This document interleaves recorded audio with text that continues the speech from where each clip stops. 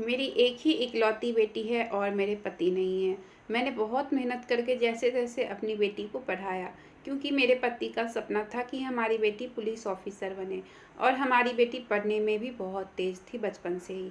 आज मेरी बेटी एक पुलिस ऑफ़िसर है, तो मैंने अपनी बेटी से कहा, "अब तो तुम्हारी उम्र भी हो गई है और सेटल भी हो गई हो, इसलिए तुम्हारी शादी के लिए लड़का देखना शुरू करती हूँ।" तो उसने कहा, "नहीं मम्मी, मुझे शादी नहीं करनी है।" मैंने कहा, "क्यों? किसी को पसंद करती हो तो वो भी बताओ।" बेटी ने कहा, "नहीं मम्मी, ऐसा कुछ नहीं है, मैं शादी नहीं करना चाहती हूँ।" उसके बाद बेटी अपने काम पर चली गई। अगले दिन फिर मैंने बेटी को प्यार से कहा, "बेटा, तुम शादी नहीं करोगी तो तुम्हारे पापा जहाँ कहीं भी होंगे वो दुखी हो जाएंगे, क्योंकि हर माँ-बाप का सपना होता है उनके बच्चे सेटल होने के बाद अपना घर बसाए।" तो उसने कहा, "ठीक है मम्मी, मैं शादी करने के लिए राज़ी हूँ, लेकिन मैं ऐसे लड़के से शादी करना चाहती हूँ जो घर जमाई बने। मैं आपको छोड़कर विदा नहीं होना चाहती हूँ।" मैंने कहा, "ठीक है बेटा, मैं ऐसा ही लड़का देखना शुरू करती हूँ जो घर जमाई बने।" मैंने रिश्ता देखना शुरू कर दिया। मेरी बेटी इकलौती है और सरकारी नौकरी करती है, इसलिए मुझे जल्दी ही एक अच्छा सा लड़का मिल गया और वो घर जमाई बनने के लिए तैयार हो गया। फिर क्या था, शादी की तारीख भी फिक्स हो गई। देखते ही देखते शादी का दिन आ गया। घर रिश्तेदारों से भरा पड़ा था, कमी थी तो सिर्फ मेरे पति की। खैर, शादी अच्छे से हो गई। बेटी और दामाद को मैंने एक कमरे में भेज दिया। मैं बहुत खुश थी, सोच रही थी जो सपना था मेरा आज पूरा हो गया, और खुशी के मारे आंखों से कुछ आंसू के बूंद नीचे गिर पड़े। अचानक बेटी दामाद के कमरे से चीखने की आवाज़ आने लगी। तभी उनके रूम का गेट खुलता है और मेरा दामाद चीखते हुए भाग जाता है। मैं सोच रही थी ये क्या है। सब रिश्तेदार तरह तरह की बातें बना रहे थे। गांव में अलग बदनामी हो रही थी। मुझे कुछ समझ नहीं आ रही थी, आखिर ये सब क्या है। मैंने दामाद से पूछा, "बेटा, क्या बात है?" तो उसने मुझसे कहा, "आप बेटा मुझे मत बुलाइए, आप जाकर अपनी बेटी से पूछिए, मुझे आपकी बेटी के साथ नहीं रहना।" मैंने बोला, "क्या हुआ, बताओ तो सही।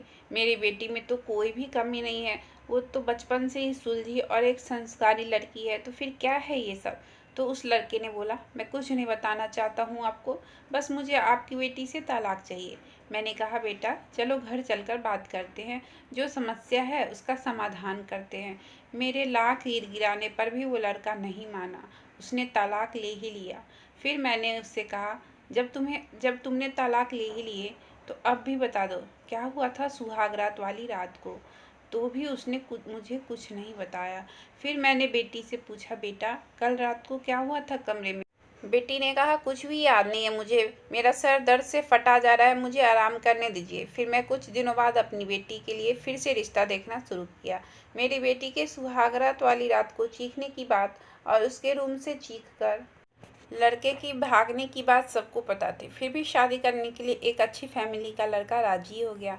मैं चाहती थी कि मेरी बेटी का घर किसी भी तरह बस जाए। खैर, देखते ही देखते फिर शादी का दिन आ गया। इस बार शादी मंदिर में हो रही थी और मैंने ज़्यादा रिश्तेदारों को नहीं बुलाया, क्योंकि मुझे लगता था फिर कोई उल्टा सीधा ना हो जाए, नहीं तो फिर से बदनामी होगी। खैर, शादी हो गई और हम लोग घर आ गए। बेटी और दामाद को उनके कमरे में भेज दिया और मैं भी बाहर में बैठकर भगवान को याद करने लगी। भगवान से कहने लगी, "हे भगवान, आज की रात अच्छे से बीत जाए, सब अच्छा करना।" मुझे नींद तो नहीं आ रही थी, मैं भी चुपचाप लेटी हुई थी।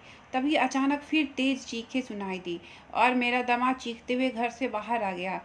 मैंने गेट को बाहर से बंद कर दिया। फिर मैंने रूम की खिड़की से अंदर झांक कर देखा। मेरी बेटी अजीब वेशभूषा बनाई हुई थी। उसके बाल बिखरे हुए थे और वो बहुत गुस्से में लाल लाल आँख की हुई थी और जोर जोर से चीख रही थी। मैं ये सब देखकर अंदर तक कांप गई। फिर वो लड़का जाने लगा तो मैंने उससे कहा, "बेटा, सब ठीक हो जाएगा, बस तुम मेरी थोड़ी सी हेल्प करो।" मैंने उसको बताया कि मैं कुछ दिन पहले बेटी का रूम साफ कर रही थी, तब मुझे उसके रूम से ये डायरी मिली है, और अपने दामाद को मैं डायरी दिखाने लगी, जिसे देख मेरा दामाद भी अचंभित हो गया। कुछ साल पहले मेरी बेटी की लाइफ में एक लड़का आया, जिससे मेरी बेटी बहुत प्यार करती थी, लेकिन वो लड़का मेरी बेटी को छोड़कर चला गया। तब से मेरी बेटी लड़के से नफरत करने लगी थी और इसलिए वो शादी भी नहीं करना चाहती थी। मैंने बेटी को शादी करने के लिए राजी तो कर लिया, लेकिन वो अंदर से बिल्कुल भी तैयार नहीं थी। इसलिए सुहाग रात को कोई भी लड़का उसके पास जाता तो वो अपना आपा खो बैठती थी। फिर मेरे दामाद मेरे से बोला, मम्मी जी, हम दोनों मिलकर इसका इलाज अच्छे डॉक्टर से कराते हैं। अगले दिन सुबह में मैं अपनी बेटी को डॉक्टर के पास लेकर गई।